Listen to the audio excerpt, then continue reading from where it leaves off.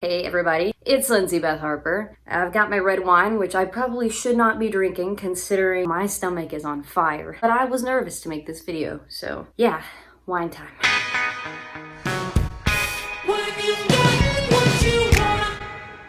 My first month in Nashville. How is it?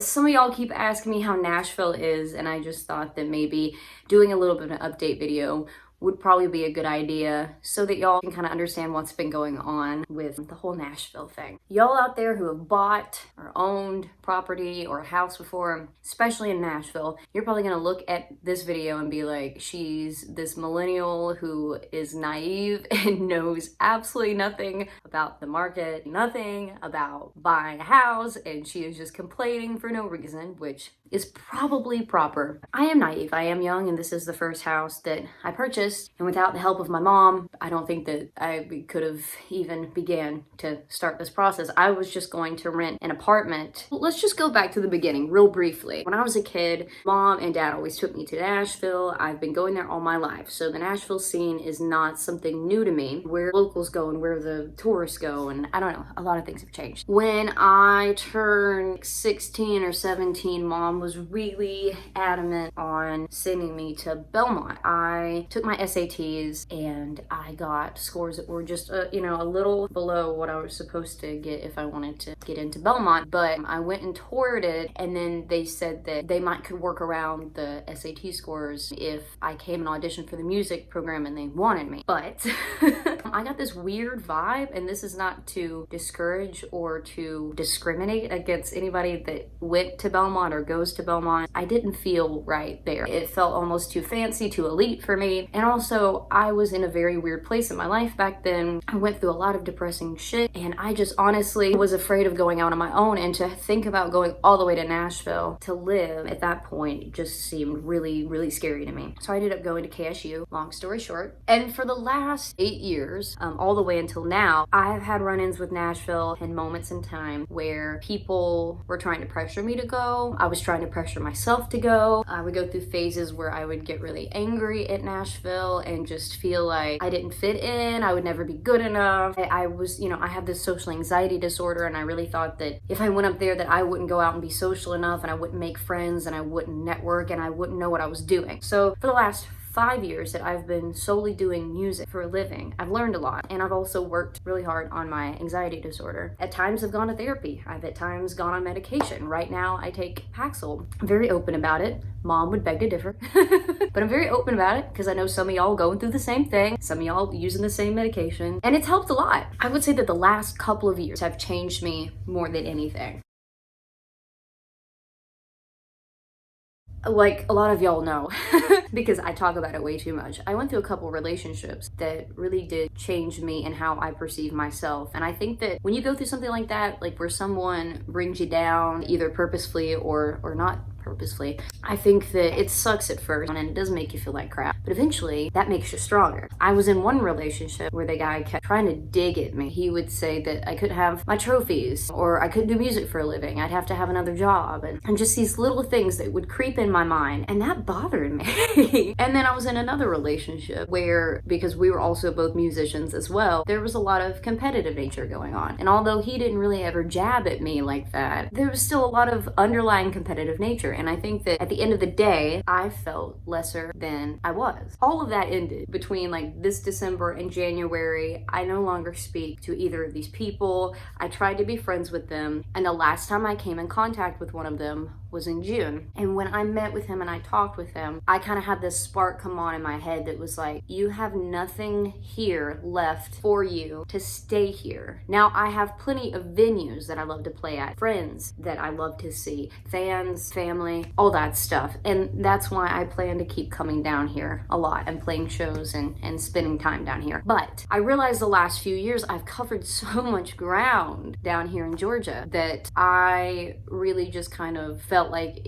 maybe it was time to move to Nashville. Maybe I am ready. Maybe I'm confident again. Maybe I don't have as much anxiety anymore. Maybe I am ready to start a new chapter. I'm 26 now. I finally am paying for my own health insurance, paying for a lot of things and bills that I never thought I would. And I'm working my job with music, and I make income documents and save money and spend it where I need to spend it. I just thought, you know, maybe it is time. So I started looking at apartments. I realized, yeah, they're gonna be pretty expensive, especially compared to college. First, I can hear my mom waking up there, and she's probably thinking, who is she talking to? Herself, because that's what I'm best at, talking to myself. I waited a couple weeks and I finally told my mom, and she's like, no, you're investing in real estate. Mom finally decided that we should start looking at actual houses. And there's a lot of hoops that we had to jump through, because condos had really, really big HOA fees, and then they also had bad closing costs. So the down payment you had to put on it were a much larger percentage of the actual cost of the condo. And we didn't want to have to put down like $20,000-$30,000 just to get a condo,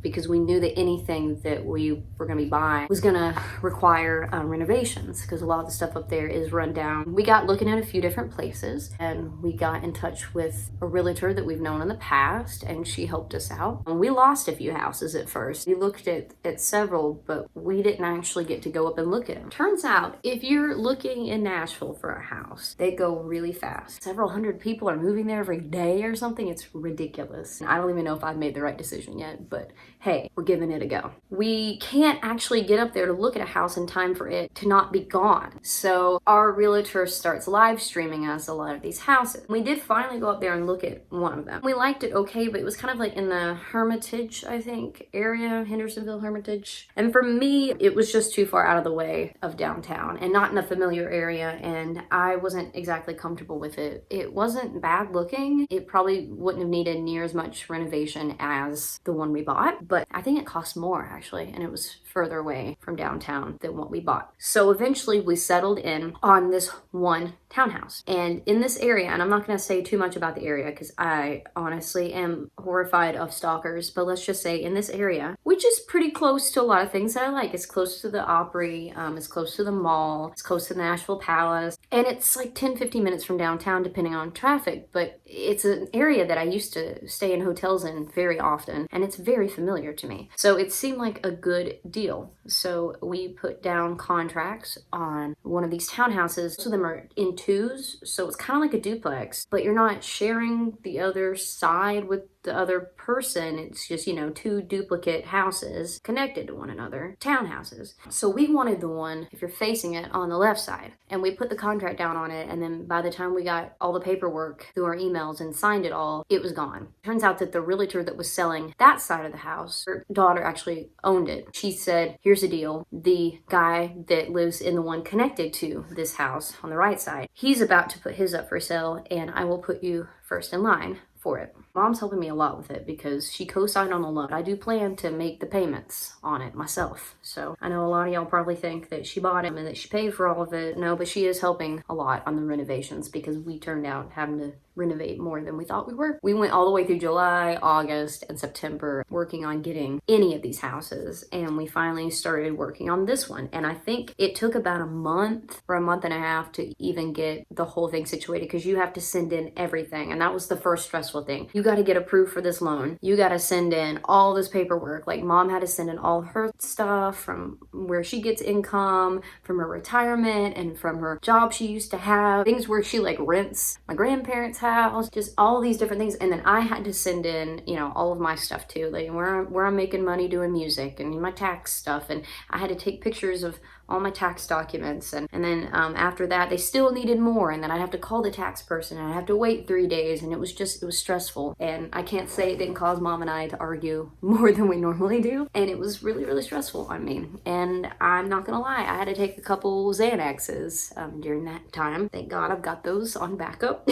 No, we did not see the house before we got it. Our realtor gave us a live stream, FaceTime walk through the house, and it was pretty blurry. And we had seen clear pictures as well, but the lighting wasn't very good. The lighting sucks in the house. I gotta work on that, trust me. We could tell initially that it had quite a bit that needed to be renovated. The laminate floors had a huge dog pee, supposedly, stain right in the living room. There was one at the bottom of the stairs. Hideous wallpaper from like the 80s, you know, that floral, like really ugly wallpaper that was really hot in the 80s because this house was built in 85. Covered the kitchen. You could tell that the paint looked rough. There were lots of dings and scratches and dents and smudges, and it just looked really rough, and it looked like it hadn't been touched up in a while. There's carpet in the bedrooms that needed to be taken out because it was outdoor carpet.